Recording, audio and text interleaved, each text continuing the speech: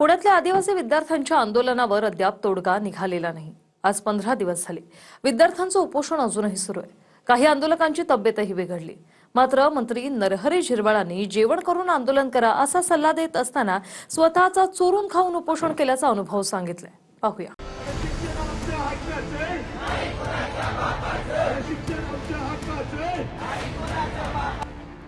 आंदोलन चालू ठेवा, फक्त जेवण करून आंदोलन करा ना। मी अनेक आंदोलन मी सुद्धा स्वतः केले। चोरून लपून काही खायचो दाखवायचो फक्त अमर। ऐकलत, हे आहेत अन्न आणि औषध प्रशासनाचे मंत्री नरहरी झिरवळ। एकतर पुण्यातल्या मांजरीमध्ये उपोषणाला बसलेल्या आदिवासी विद्यार्थ्यांना भेटायला ते 14 दिवसांनी गेले आणि तिथे जाऊन स्वतःचे किस्से सांगतायत। मी स्वतः खाऊन घ्यायचो आणि उपोषण असं सांगत होतो असं मंत्री झिरवाळांचं म्हणणं आहे। झिरवाळांना कदाचित हे माहीत नसावं की ते ज्या विद्यार्थ्यांना भेटायला गेलेत ते इमानदार आदिवासी विद्यार्थी आहेत आणि 14 दिवसांपासून अन्नाचा एक कणही खाल्लेला नाही। आंदोलन चालू ठेवा, फक्त जेवण करून आंदोलन करा ना। गांधी तत्वाप्रमाणे आपण करतो। आंदोलन अनेक होतात, पण काय म्हणून आपण आपल्या जीवाची अशी जी अवहेलना करतो। आंदोलन केलं असतं तुम्ही आजपर्यंत इथं आलेच नसते। नाही, असं नाही होत, असं नाही होत। अनेक ठिकाणी आंदोलन केली जातात। मी अनेक आंदोलन मी सुद्धा स्वतः केले। मी टोलच्या संदर्भात आंदोलन, अमक्याचे आंदोलन, चोरून लपून काही खायचो दाखवायचो फक्त अमर। नाही, झिरवाळ खाऊन पिऊन आंदोलन करा म्हणत असतील तर त्यांना आंदोलनाचं महत्त्व, लोकशाहीचं महत्त्व झिरवाळला खूप कळते याचा त्याचा अर्थ होतो। झिरवाळ जी खाऊन पिऊनच सगळं काम करतात।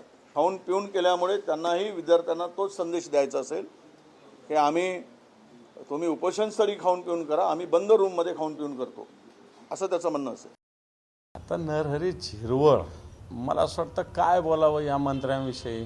मागच्या काळात काय काय कृत्य समोर आले होते, यांच्या ऑफिसमधले लोक कसे पकडले गेले, आणि अशा व्यक्तीकडून तुम्ही काय फार मॅच्युरिटीचं वक्तव्य कसं करू शकता। राज्याच्या मंत्रिमंडळात असेच मंत्री आहे, कोणी नाचणारे, कोणी गाणारे, कोणी तसं तर मी तर म्हणेल विद्यार्थ्यांच्या आंदोलनाचा हा अपमान आहे। त्या खात्याकडे दुर्लक्ष करून ते वेगळ्याच खात्याकडे जास्त लक्ष देत आहेत। म्हणून अशा वाचाळ मंत्र्यांना सरकारने, मुख्यमंत्र्यांनी, त्यांच्या नेत्या ज्या असलेल्या आहे उपमुख्यमंत्री सुनेत्राताई यांनी सांभाळावं।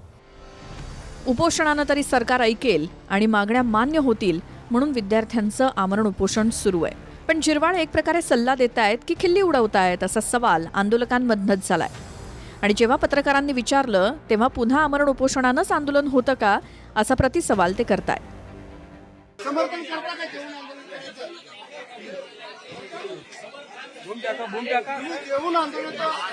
आंदोलन कुठं असं आमरण उपोषण आणि आपण मग 14 दिवस का नाही आले? मग 14 दिवस का नाही आले? ते मी समजा स्वारी म्हणतो, पण जेवून आंदोलन केलंच जात नाही असं काही म्हणता येईल का? 2-2 वर्ष काही आंदोलन केल्यावर 14 दिवसांनी मंत्र्यांना सांगायचं सॉरी म्हणलं, जाऊन दे, सोड, सॉरी म्हणलं।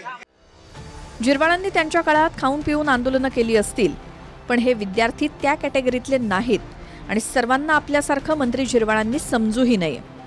आदिवासी वसतिगृहातील विद्यार्थ्यांची प्रमुख मागणी ही 12,500 पदांची रखडलेली नोकर भरती आहे। त्यासाठी विद्यार्थ्यांसोबत बैठक झाली, पण ठोस तोडगा निघाला नाही।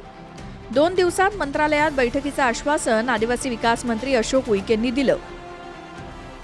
पेसा नोकर भरती व उर्वरित जे संवर्ग राहिले 6 संवर्गाच्या त्वरित आणि तातडीनं नोकर भरती कशी करता येईल। आज 2-3 दिवस आज काही विद्यार्थी बसणार आहे, त्या विद्यार्थ्यांच्या माध्यमातून एक पॉलिसी तयार होईल। त्या विद्यार्थ्यांचे मत आणि पॉलिसी आल्यानंतर आम्ही मंत्रालयामध्ये सर्व सचिवांना सचिवांसोबत चर्चा करून एक नवीन वेळापत्रक कसं तयार होईल ते वेळापत्रक घेऊन आम्ही विद्यार्थ्यांपर्यंत येणार। आम्ही आमचं आमरण उपोषण जे आहे ते सुरू ठेवणार आहोत, कारण की आम्हाला निर्णय होणे अपेक्षित आहे, मुद्दे सुटणे अपेक्षित आहे। 2 दिवसात यावर निर्णय होण्याची म्हणजे किती शक्यता वाटते तुम्हाला? आम्ही अपेक्षा करतोय, विश्वास ठेवतोय, बाकी त्यांची मर्जी। विद्यार्थ्यांना ठोस निर्णय हवाय, त्यामुळे 2 दिवसात सरकार निर्णय घेईल अशी अपेक्षा विद्यार्थ्यांना आहे आणि काहीही न खाता पुढेही उपोषणाची त्यांची तयारी आहे.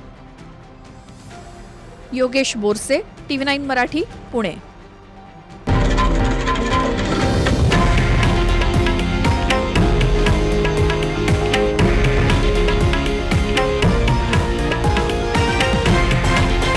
हे आहे देशातील नंबर 1 न्यूज नेटवर्क आणि आपण पाहत आहात TV9 मराठी, एकमेव.